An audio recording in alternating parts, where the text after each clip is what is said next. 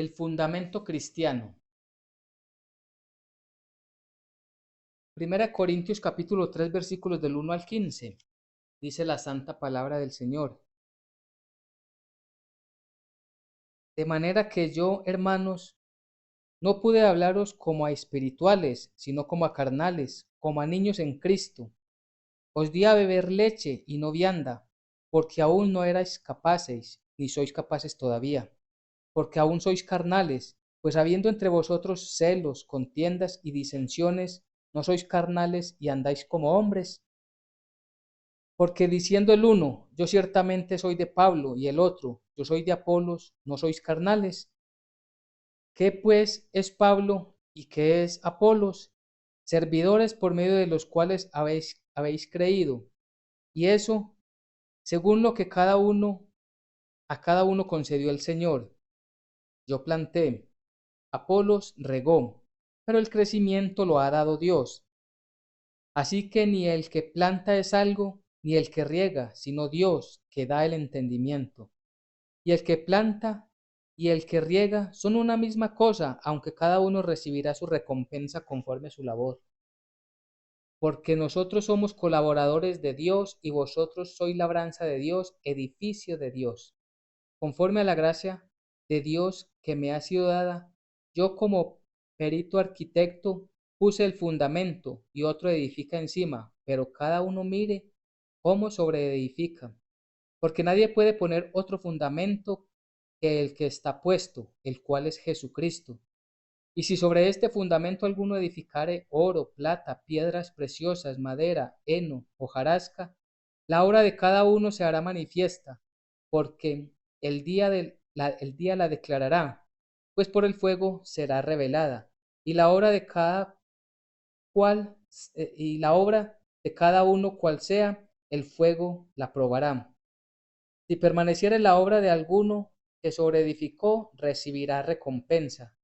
Si la obra de alguno se quemare, él sufrirá pérdida, si bien él mismo será salvo, aunque así como por fuego. Amén y amén. Bien, el pasaje que nos permite el Señor leer el día de hoy, lo encontramos en la primera carta que Pablo escribe a los Corintios. Es importante el contexto, que recordemos un poco el contexto de lo que eran los Corintios, principalmente lo que era la ciudad donde estaba esta iglesia, los Corintios. Era una ciudad comercialmente que tenía mucho movimiento, pero lo principal y lo triste de aquel lugar era que lo predominaba la idolatría. Y allí había eh, una gran depravación moral. Es decir, no habían principios que fueran aceptados por Dios. Todo lo que allí se hacía, toda la moral de aquella ciudad, era más bien una inmoralidad, estaba aceptada y era de común para todos, recibida de buena manera, equivocadamente, pero la recibían así por toda la gran mayoría de la sociedad. Podríamos decir que era una ciudad pervertida. Y allí en medio de esa ciudad pervertida, Dios, con su soberanía y poder, quiso fundar una iglesia a través de Pablo. ¿Y esto por qué lo hace? Porque el poder de Dios no tiene obstáculos y su misericordia llega hasta donde Él quiera que llegue. Así que Él en medio de ese pueblo tan pervertido, repito, escogió unos pocos para ser parte de su iglesia. Y es importante porque cuando nos enfocamos en esa ciudad, decimos, qué grande es la misericordia de Dios. Pero si lo traemos a nuestro contexto, también tenemos que decirlo, qué grande es la misericordia de Dios que nos ha llamado, nos ha escogido, nos ha limpiado, nos ha purificado, nos ha separado para Él. Él nos ha llamado para que hagamos parte de la iglesia santa de Jesucristo. En una sociedad que tiene los mismos problemas, si no es que son más aún y más graves. Porque vemos una sociedad que todo lo acepta, aunque moralmente y revisándolo bíblicamente no son aceptados por Dios. como en aquel tiempo. En este tiempo predomina la inmoralidad sexual, el homosexualismo, por ejemplo. En aquel tiempo era normal que se vieran todas esas fornicaciones, todo el adulterio, todo lo que vemos en estos tiempos. Lo raro en aquel tiempo es que alguien se opusiera a eso, como lo raro en este tiempo es que alguien levante su voz y diga, eso va contra la voluntad de Dios. Eso sabemos que nos trae problemas, trae dificultades, pero estamos llamados a enseñar la palabra de Dios tal como está escrita. Y no podemos modificar las Sagradas Escrituras como alguna vez alguien se atrevió, que la Biblia había que ajustarla conforme a lo que vivía la sociedad en estos tiempos. ¡Qué ocurrencia!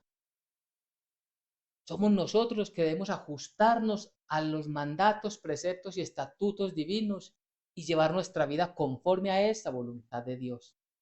Pues en aquel tiempo entonces, Dios a través de Pablo funda una iglesia allí en Corinto. Y esta iglesia, escogida por el Señor, vemos en el contexto que en el capítulo 1 Pablo les escribe y dentro de sus saludos que son muy particulares, él les dice a los santificados llamados a ser santos en Cristo Jesús. ¿Y por qué es tan importante esto? A todos aquellos que han sido santificados para que sean santos en Cristo Jesús es. El Señor nos santifica a través de la obra de Cristo Jesús en la cruz del Calvario, a través de su palabra. Él hace esa obra milagrosa y maravillosa en nosotros. Pero somos llamados ¿a qué? A vivir en santidad, es decir, a resistirnos al pecado, a no dejarnos vencer por la tentación, a rechazar todo aquello que aunque la sociedad lo acepta y lo mira como aceptable, nosotros nos oponemos. Y nosotros no aceptamos, no practicamos ninguna de esas obras que para el mundo no creyente son normales. Entonces empieza Pablo a decirle que ellos, aunque están en medio de una sociedad difícil, ellos tienen que ser diferentes. Que nosotros, aunque vivimos en una sociedad totalmente contraria a los principios bíblicos, tenemos que ser diferentes y contrarios a todas estas filosofías que el mundo está aceptando. Y esto se desarrolla precisamente ¿por qué? Porque el mundo va normalizando lo que viene de la oscuridad y el mundo va sistemáticamente rechazando cada vez más y más la palabra de Dios. Y hemos recibido y sabemos que todas estas cosas vienen ¿por qué? Por causa del maligno, de falsas enseñanzas, de falsos maestros, de falsos profetas. Y hay algo también que es muy interesante, porque en el mismo contexto, en el capítulo 2 Pablo también les habla acerca de ellos tener la mente de Cristo, de ellos vivir a la manera de Cristo. ¿Por qué les decía esto? Les decía porque ellos tenían que diferentes, ser diferentes entre lo que es el hombre natural y el hombre espiritual. Esto lo trabaja mucho Pablo en el capítulo 2. ¿Y por qué? Porque es que estamos llamados nosotros a vivir, a hablar, a comportarnos, a desear, a tener cosas distintas a lo que el mundo natural tiene. Porque el mundo natural tiene su mirada puesta en qué? En este mundo. Pero si nosotros somos verdaderamente creyentes, significa que somos espirituales y nuestra mirada está puesta en qué? En las cosas del reino de Dios, en su justicia, en su palabra, en entender que nosotros no fuimos creados ni fuimos llamados, escogidos por Dios para quedarnos en este mundo, sino para que cumplamos un propósito del cual nos encomendó a cada uno de nosotros, pero que después partiremos en el día que Él lo escoja, partiremos delante de Él. Entonces, en el capítulo 2, en los versículos 14 en adelante, allí nos habla acerca del hombre natural.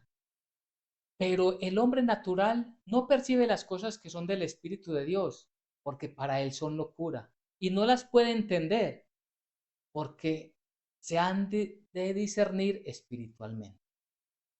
¿Qué significa? Que el hombre natural, aunque vaya a un servicio religioso y aunque allí lean algunos apartes de la Biblia, no lo va a recibir, no lo va a percibir, no le va a entender, no le va a interesar. ¿Por qué no? Porque su vida está en el mundo, porque sus deseos están en el mundo, porque su corazón está en el mundo, porque no ha entendido el Evangelio. Pero, ¿qué pasa con ellos? Para ellos es una locura. Para ellos es una locura que nosotros nos estemos congregando un día como hoy a leer las escrituras, a orarle al Señor Todopoderoso, a exaltar su grandeza, a leer su palabra y recibir la enseñanza para nosotros. Para ellos es locura que nosotros estemos separados del mundo para estar en medio de la palabra de Dios. Y según ellos nos estamos perdiendo lo bueno que hay en el mundo, todo lo que hay, las fiestas y todos sus desmanes que hay por allá. Ellos dicen que estamos locos. Sí, porque para los que se pierden la palabra de Dios es locura. Pero los que nos salvamos, los que hemos sido salvados por gracia, es poder de Dios. Por eso es poder de Dios para salvación. Y entonces por eso no las pueden entender, no las pueden discernir, no las pueden comprender, no le pueden encontrar el sabor, porque hay que entenderlas espiritualmente. Dice el versículo 15.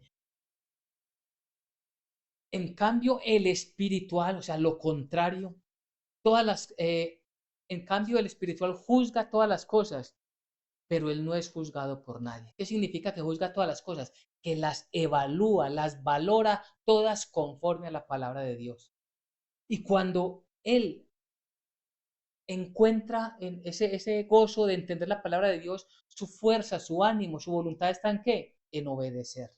Por eso no puede ser juzgado por nadie. Aunque hablen mal de nosotros, jamás seremos juzgados. ¿Por qué? Porque en nosotros habita la verdad de nuestro Señor Jesucristo.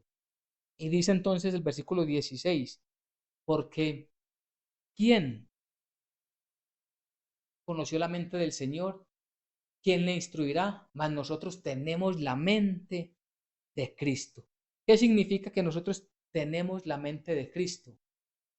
Significa que tenemos el entendimiento de su palabra, que entendemos el propósito para el cual Él vino como siervo sufriente a morir en una cruenta cruz, porque comprendemos la necesidad que teníamos nosotros de un Mesías, de un Redentor, de un Salvador.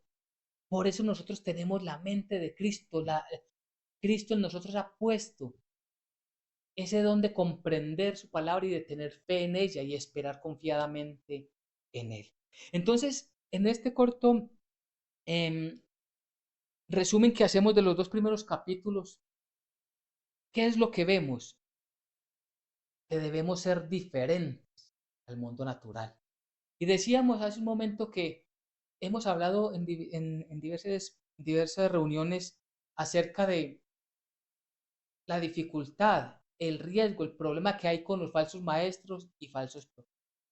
Porque vienen a las iglesias aparentando venir de parte de Cristo a enseñar doctrinas que no son bíblicas. El problema que hoy enfrenta Pablo, que a través del Espíritu Santo nos mueve a nosotros hoy el entender, es un problema que él encuentra al interior de la iglesia. Es decir, no venía de falsos profetas, no venía de falsos maestros, sino que al interior de las iglesias, al interior de las diferentes comunidades, también hay problemas. Y problemas que hay que enfrentarlos siempre de la mano de la Biblia, siempre de la mano de la palabra de Dios. Entonces dice el capítulo 3, versículo 1. Dice, de manera que yo, hermanos, no pude, y está en pasado, no pude hablaros como a espirituales, sino como a carnales, como a niños. ¿Por qué está diciendo él que no pudo?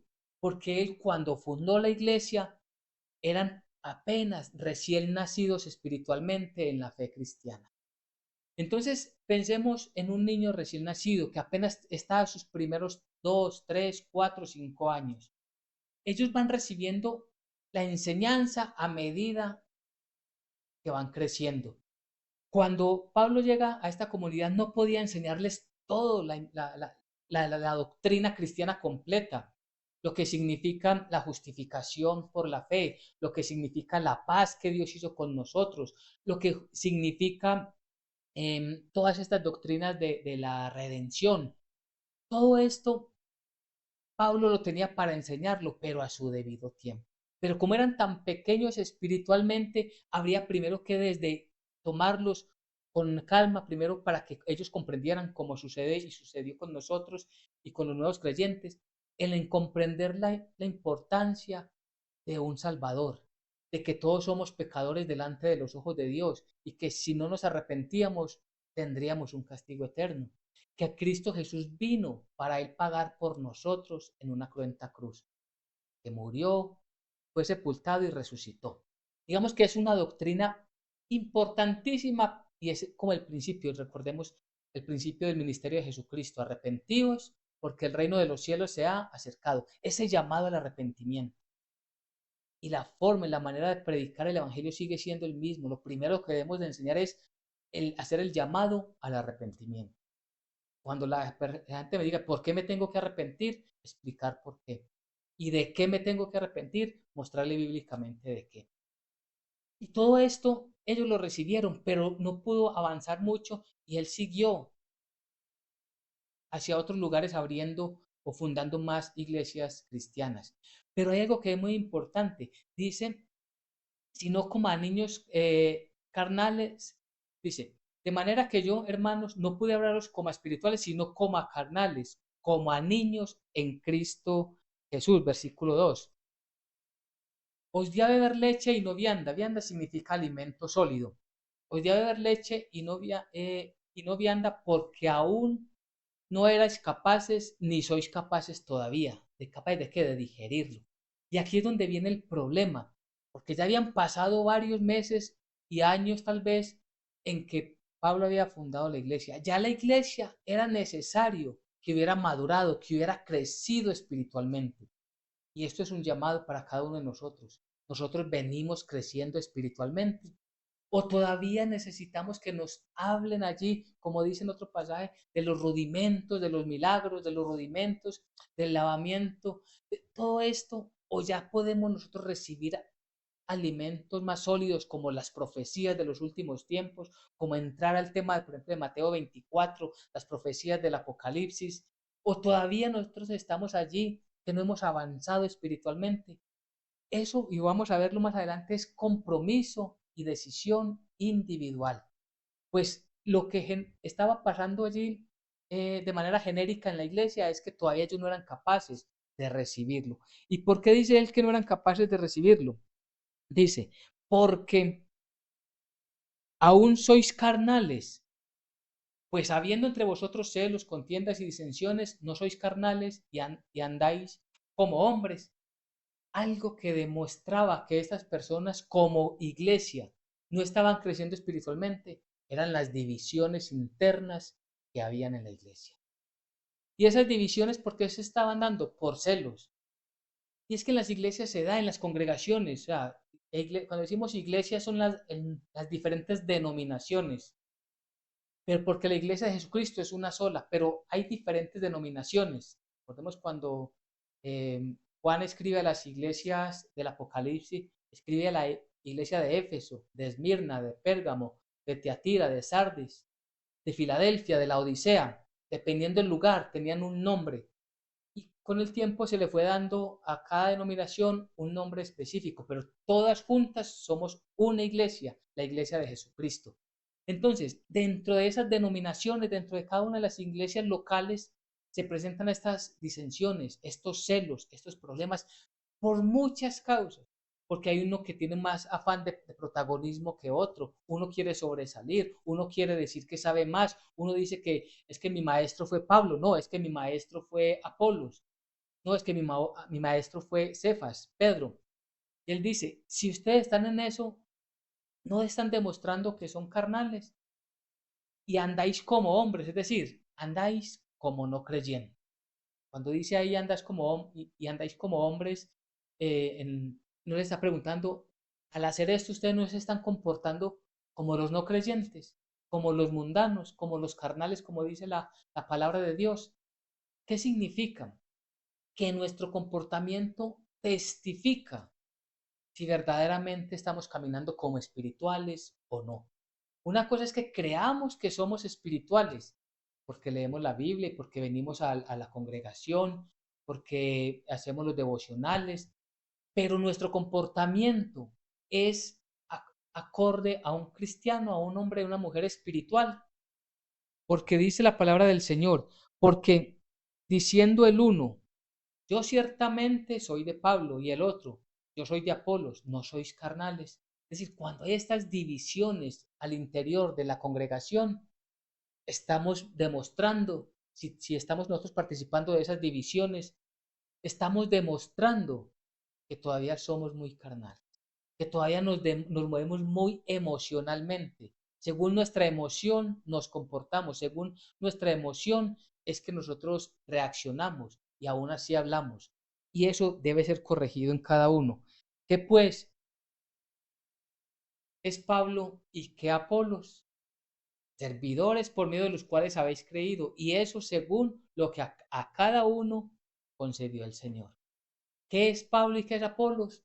Delante del Señor, solamente sus siervos. ¿Qué somos nosotros delante del Señor? Solamente sus siervos. ¿Qué es lo que necesitamos? Comprender que todos somos iguales, que no hay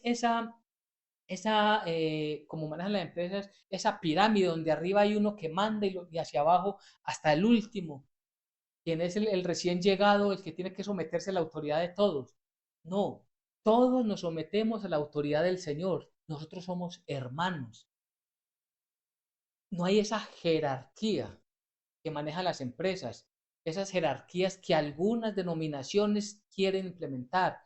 Por ejemplo, la Iglesia Católica maneja jerarcas, ellos mismos lo dicen. ¿Y quién es el jerarca principal? El Papa. Y de ahí vienen unos obispos y de ahí una gran cantidad. Y entonces ellos son los sumos, cuando la Biblia no enseña eso. Tenemos un solo Señor, un solo Dios y todos nosotros somos hermanos. Y esto, mire que el mismo Pablo se está excluyendo. ¿Qué es pues Pablo? Y él es el que está diciendo, diciendo, ¿quién soy yo? Para que alguno diga, es que yo vengo de Pablo. O a otro diga, no, es que yo vengo de Apolo. Somos iguales. Todos hemos sido utilizados ¿para qué? Para que otra persona crea. Pero aclara que no hay virtud en quien enseñó el Evangelio. Dice, y eso según lo que a cada uno concedió el Señor. Es decir, todo es absolutamente todo obra del Señor. Entonces, ¿por qué podríamos nosotros gloriarnos? ¿Y por qué podríamos nosotros decir es que yo pertenezco a esta iglesia, yo pertenezco a esta comunidad, yo pertenezco y me gusta más este predicador que este otro? Lo importante es que se nos enseñe lo mejor posible la Biblia, la palabra de Dios. Y el Señor, conforme a su voluntad, nos va a conceder lo que Él ha predispuesto para nosotros. Nosotros nos disponemos y a través del Espíritu Santo vamos a recibir, conforme a su palabra, todas estas enseñanzas. Yo planté, Apolos regó, pero el crecimiento lo ha dado el Señor. Bien importante. Lo que hacemos nosotros aquí al pararnos delante de este micrófono, ¿qué estamos haciendo? Simplemente obedeciendo al Señor lo mejor que podemos, pero quien da el crecimiento espiritualmente es el Señor. Es decir, que ustedes jamás podrán decir, es que gracias a este predicador, es que yo conozco la Biblia. No, la gloria es exclusivamente para nuestro Dios. Gracias a Dios yo escuché el mensaje y Dios bendiga a estas personas que predican el Evangelio. Claro que sí, es importante orar por quienes nos enseñan la palabra. Pero lo importante es que toda la gloria es para Dios porque de Él recibimos ese crecimiento.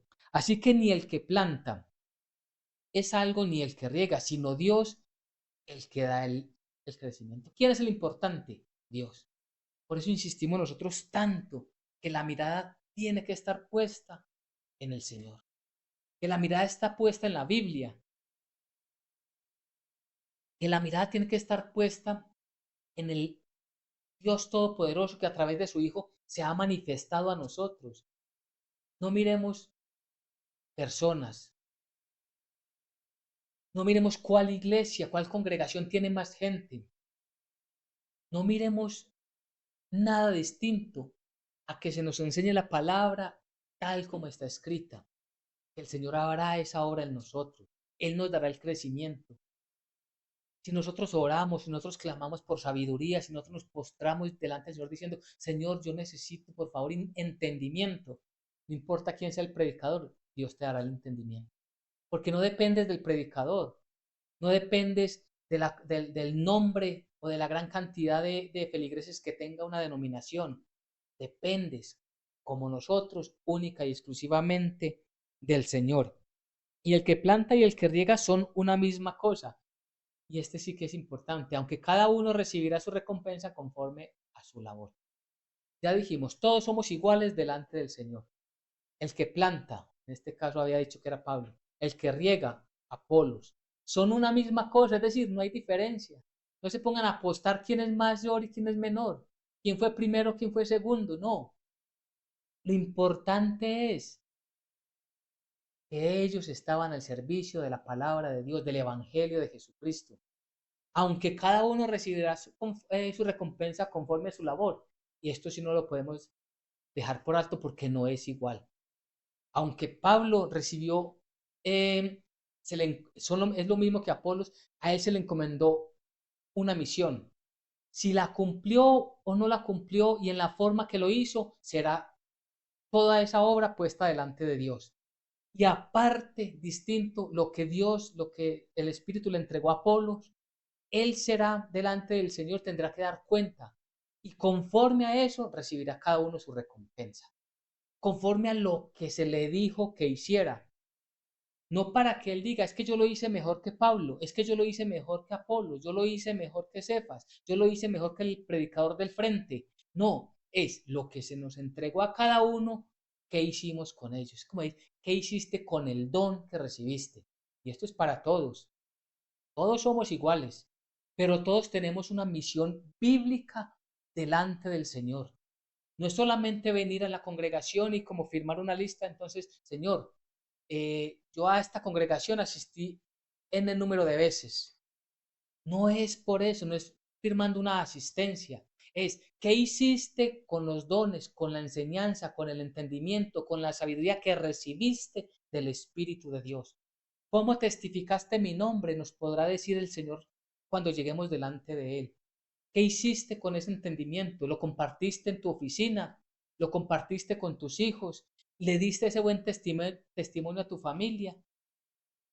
¿Ayudaste a otros a salir del error como un día el Señor te sacó de allí de la oscuridad? Eso es lo importante, porque cada uno nos presentaremos delante del Señor.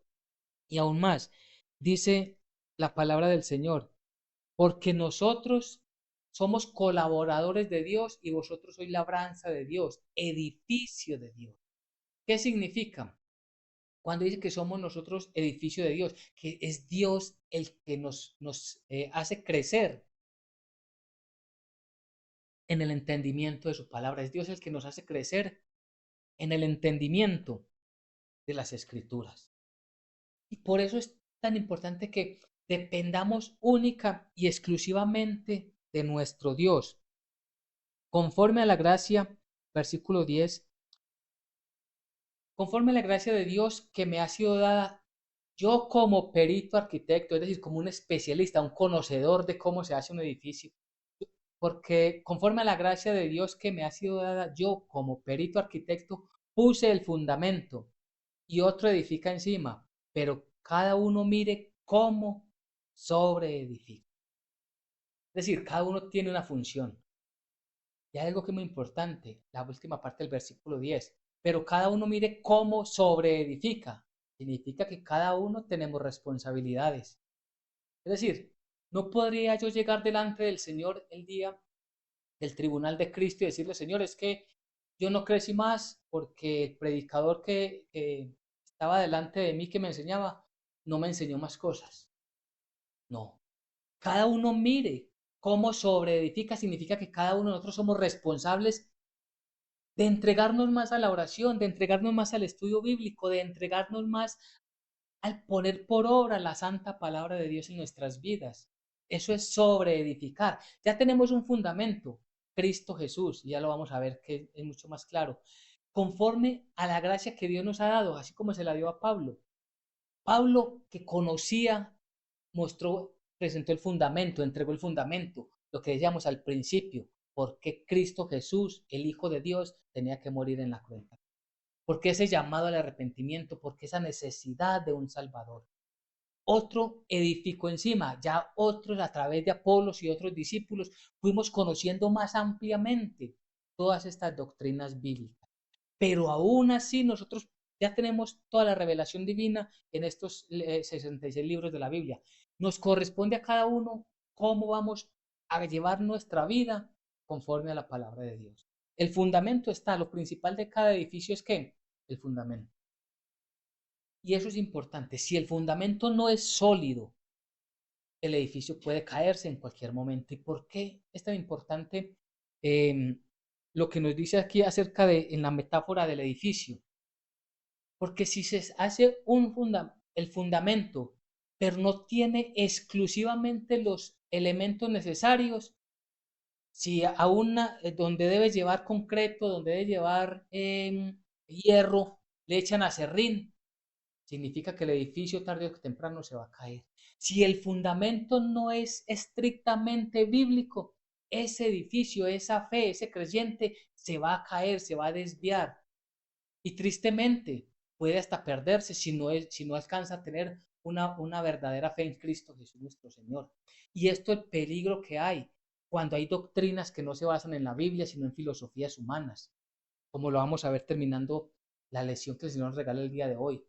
Se van detrás de doctrinas inventadas por hombres, es decir, el fundamento no es Cristo Jesús, no es el único que sustenta nuestras vidas, sino que está, entonces viene algunos que hablan de los ángeles, por ejemplo. Ese no es el fundamento. Los ángeles no son el fundamento de nuestra fe. María no es el fundamento de nuestra fe. El, todos aquellos siervos del Señor, apóstoles, no son el fundamento, mucho menos hablar de otras creencias como Mahoma, como Buda, como yo no sé, una gran cantidad, no son el fundamento de nuestra fe, es exclusivamente y no puede tener acerrín esa fe, ese fundamento. Cristo Jesús solamente, hay un solo mediador entre Dios y los hombres, Jesucristo hombre. Y es muy importante que comprendamos esta metáfora del edificio, porque el fundamento es Cristo Jesús y de ahí hacia arriba vamos edificándonos en las diferentes doctrinas bíblicas y todo lo que nos enseña la santa palabra de Dios. Porque nadie puede poner otro fundamento, y eso es importante, nadie puede poner otro fundamento que el que está puesto, el cual es Jesucristo. Lo que acabamos de decir se resume en este versículo. Nadie puede, es que no es nadie debe o nadie si quiere, nadie puede, es una orden, es un mandato, es una afirmación bíblica que no se puede cambiar, porque nadie puede poner otro fundamento que el que está puesto, el cual es Jesucristo. No necesitamos interpretación, no necesitamos acudir referente a este pasaje, no necesitamos acudir al original. Es muy claro lo que nos dice. No necesitamos ir al griego, no necesitamos ir al idioma hebreo. No, es muy claro. Solamente hay un fundamento válido donde es sólido toda nuestra fe, que es Cristo Jesús nuestro Señor. Y entonces dice, versículo 12, y si sobre este fundamento, o sea, sobre Cristo Jesús, alguno edificare oro, plata, piedras preciosas, madera, heno, hojarasca, la obra de cada uno se hará manifiesta, porque el día lo declarará. Pues por el fuego será revelada, y la obra de cada uno, cual sea, el fuego la probará. Y si permaneciere la obra de alguno que sobreedificó, recibirá recompensa. Si la obra de alguno se quemare, él sufrirá pérdida, si bien él mismo será salvo, aunque así como por fuego. Entonces lo que nos está diciendo es desde el versículo 12, y si sobre este fundamento que es Cristo Jesús, alguno edificare oro, plata, piedras preciosas, madera, heno y hojarasca, pone allí en el versículo 12, pone allí seis elementos, oro, plata y piedras preciosas, es decir, finos. Si el oro se pasa por el fuego, dice que queda puro, que muestra la plenitud de su pureza. Sucede igual con la plata, y las piedras preciosas muestran ese valor, ese gran valor que tienen. Así es el fundamento. Si nosotros el fundamento lo tenemos en Cristo Jesús, aunque pasemos por dificultades, el fuego bíblicamente tiene también la connotación de purificar o de poner a prueba, más bien, de purificar y poner a prueba. Entonces, nosotros nuestra fe dice que puede ser puesta a prueba. Cuando nuestra fe y en lo que creemos y las obras que hacemos son puestas a prueba, allí se demuestra realmente si estamos sustentados en la palabra de Dios. Pero ¿qué pasa si esa obra se cae, si todo se desbarata, si todo se viene al piso? ¿Qué es lo que dice? Que hay otros elementos como la madera, como el heno y como la hojarasca. ¿Qué pasa con esto? Son elementos que se queman muy fáciles, son digamos que más visualmente mayores, más grandes, pero no tienen la pureza para soportar la prueba. Pensemos en un pedacito pequeño de oro. Es difícil verlo. ¿Y cuánto o cuán fácil se ve un arrume de heno o de hojas, de hojarasca? Se ve, es llamativo. De hecho, la hojarasca tiene la enseñanza de que cuando se utiliza hace mucho ruido, llama mucho la atención. Y esto tiene un contexto bastante interesante, bastante bonito, es cuando nosotros buscamos obedecer a Dios, lo hacemos para llamar la atención de otros, para que nos vean a nosotros como los hipócritas, que cuando ayunaban cambiaban su rostro para mostrar lástima o para buscar lástima. Cuando nosotros servimos al Señor lo hacemos para que nos vean, para que nos digan, este sí es una persona creyente, esta persona sí le sirve a Dios, o lo hacemos para Dios, buscando que la gloria sea para Él. El que busca el reconocimiento puede estar allí, en la madera, el heno, la hojarasca, que cuando llegue la prueba de fuego, se consumirá. Y entonces habrá gran pérdida, como dice el versículo 13. Y la obra de cada uno se hará manifiesta, porque el día lo declarará, es decir, todo saldrá a la luz. Dirán, esta persona no era tan creyente y mire lo que ha pasado. Pues por el fuego será revelada y la obra de cada cual el fuego la probará. Y dice el versículo 14, si permaneciera la obra de alguno que sobreedificó, recibirá recompensa. Recordemos que al principio dijo que Pablo y Apolos son lo mismo, pero que cada uno recibirá su recompensa conforme a lo que hayan obedecido al Señor, cómo hayan hecho la obra que el Señor les encomendó. Pues aquí también habla de recompensas para nosotros, la iglesia de Jesucristo. ¿Cuál es la recompensa? Sabemos que en el tribunal de Cristo habrán unas recompensas. Y esas recompensas las vamos a recibir ¿por qué? Por causa de la obediencia que demostremos en esta tierra. Porque supimos guardar silencio. ¿Para qué? Para que el nombre de Dios no se blasfemara. Nosotros no responder brusca o groseramente por causa de qué? Del testimonio de Jesucristo. Porque supimos nosotros gobernarnos a nosotros mismos para no dejarnos vencer de la tentación y de esta manera glorificar a nuestro Dios. Porque teníamos dispuesto nuestro corazón para enseñar la palabra a otras personas humildes que nadie les visita para enseñarles la palabra y darles una voz de consuelo, ir allí a mostrarles la palabra de Dios. Porque nos resistimos a caer como la iglesia de Corinto en fornicación, en adulterios, en todos actos inmorales, en toda idolatría, por causa de testificar el nombre del Señor. Sobre todo esto se está moviendo la palabra del Señor. El Espíritu de Dios a cada uno nos habla conforme a su voluntad porque sabe lo que necesitamos nosotros reparar en nuestra fe, aquello que no está funcionando bien, porque hay unas recompensas que nos esperan en el reino de los cielos. Dice el versículo 15. Y si la obra de alguno se quemare, es decir, madera, heno, hojarasca, es decir, no estaba sustentado, estaba más sustentado por los egos, por el protagonismo, por mostrar lo que no era. Esa obra se quema. Él sufrirá pérdida. Aquí hay algo que quiero que le prestemos mucha atención. Si bien él mismo será salvo, significa que la persona es un verdadero creyente, pero no lo demuestra, no lo manifiesta, esa persona es salva, aunque no va a recibir recompensas, aunque sí por fuego. Es decir, todo eso que es probado demuestra que él realmente no tenía la intención de adorar a Dios, sino que buscaba protagonismos, que buscaba complacer al mundo, que buscaba una gran cantidad de cosas.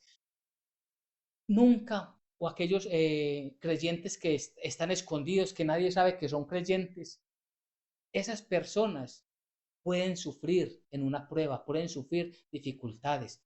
Pero al punto que quiero llegar es, aunque así como por fuego. ¿Por qué esta parte del versículo 15? Varias veces hemos dicho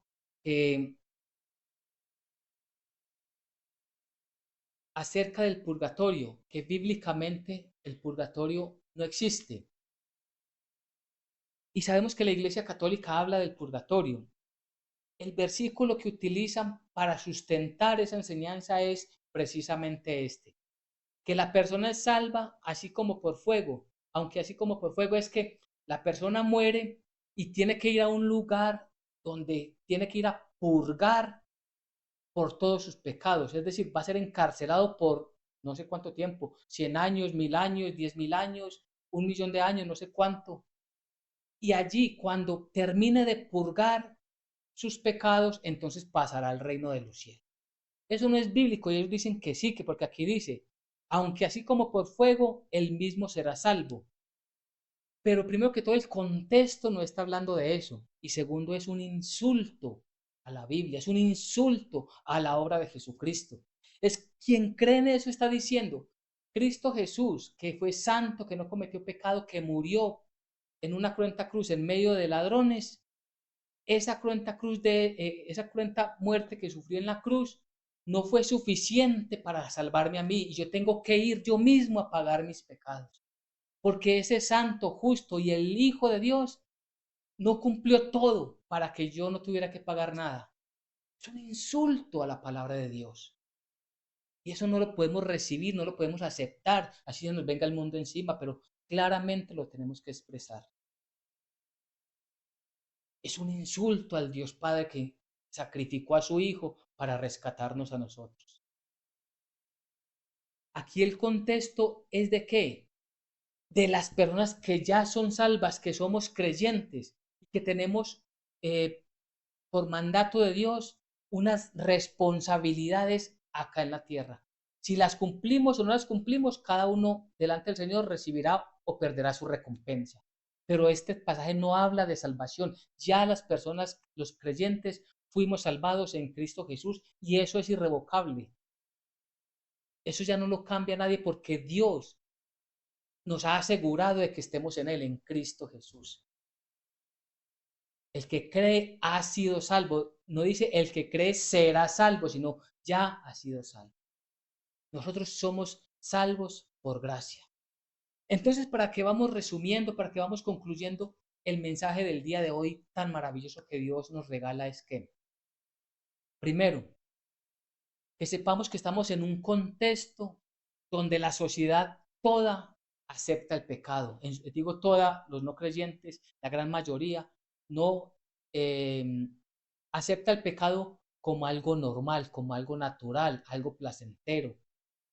Y que nosotros debemos de primero comportarnos dignamente delante del Señor, como Dios le dijo a esta iglesia, a los santificados para que sean santos. Es decir, para que guarden la santidad. Nosotros estamos llamados a guardar la santidad, no haciendo las cosas mundanas, no haciendo las cosas que hacen los no creyentes.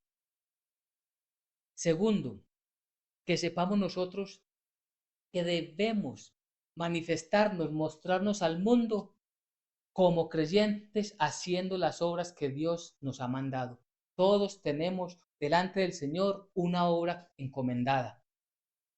En el lugar que nos encontremos, unos quizás desde un atril predicando la palabra del Señor, pero otros como un padre de familia, como tiene unos hijos para enseñarles la palabra de Dios. Otros quizás allí en el lugar de trabajo, otros en el lugar en que se transportan, hablar de Dios desde el buen testimonio.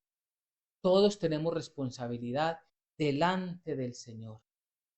Tercero, nosotros debemos de hablar claramente como está escrita la palabra de Dios, vivir conforme a la palabra de Dios y no lo que el mundo acepta como bueno. Hay de aquellos que a lo bueno le dicen malo y hay de aquellos que a lo malo le dicen bueno. Eso es lo que está sucediendo puntualmente en estos tiempos. Cuarto, cuidado con nosotros ser generadores de divisiones dentro de las congregaciones, por causa de buscar un protagonismo, por causa de que yo quiero que predique este y no aquel otro, por causa de que yo quiero que las cosas se hagan de esta manera. Sutilezas que simplemente llevan a los enojos, a las iras, a las contiendas, a las rivalidades. Nosotros no podemos ser generadores de división, sino que sustentados todos a la palabra de Dios, vivir en armonía y en el amor de Dios. Nosotros estamos llamados para que a través de esta pequeña comunidad, este pequeño redil, la palabra de Dios se extienda a otras personas. Y nunca olvidemos, para nosotros también hay recompensas. En las actividades y funciones que Dios nos haya puesto, vigilémonos a nosotros mismos de cumplir el propósito que Dios nos ha puesto en cada uno de nosotros. Y recordemos, Cristo Jesús es el fundamento del cristiano. Amén y amén.